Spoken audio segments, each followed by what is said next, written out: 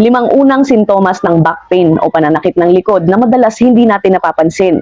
Kaya kung gusto mong malaman, patapusin mo ang video ko, pero bago ang lahat, maraming sakit ang nagsisimula sa simpleng sintomas na kadalasan ay hindi natin pinapansin. Pero alam mo ba, kapag hindi ito naagapan o hindi ito nagamot, maaari itong magdulot ng mas malalang komplikasyon sa ating katawan.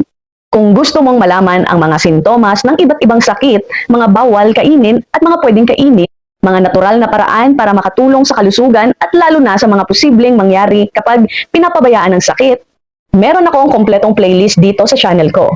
Sa playlist na ito, pinag-uusapan natin ang mga karaniwang sakit tulad ng diabetes, high blood pressure, hepatitis, sakit sa tiyan at marami pang iba. At para mas maging aware ka at maprotektahan mo ang iyong kalusugan at ng iyong pamilya, i-check mo lang ang playlist ko sa description o sa channel ko at panoorin mo ang mga videos.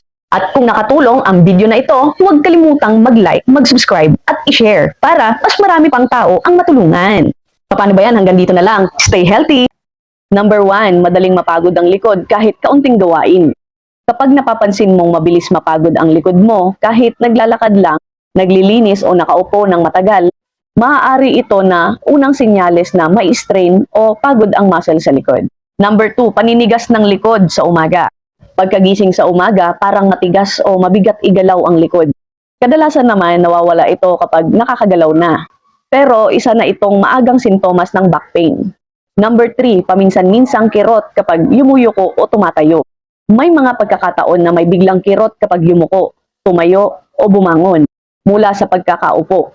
Madalas sa binabaliwala ito pero sinyalis na ito ng stress sa spine o muscles. Number 4, pakiramdam na parang may tensyon o bigat sa likod. Hindi pa matinding sakit pero may pakiramdam na parang mabigat o may pressure sa likod, lalo na kapag matagal na nakaupo o nakatayo. Number 5, pananakit na umaabot sa balakang o puwitan. Minsan, ang unang sintomas ay hindi direkta sa gitna ng likod, kundi nararamdaman sa balakang o puwitan dahil konektado ang mga nerves at muscles sa bahaging ito. Yan ang 5 unang sintomas ng back pain o pananakit ng likod na madalas na hindi natin pinapansin. At kapag napapansin mo na ang mga sintomas na ito, huwag na itong baliwalain dahil maaari ito na ang simula ng mas malalang pananakit ng likod.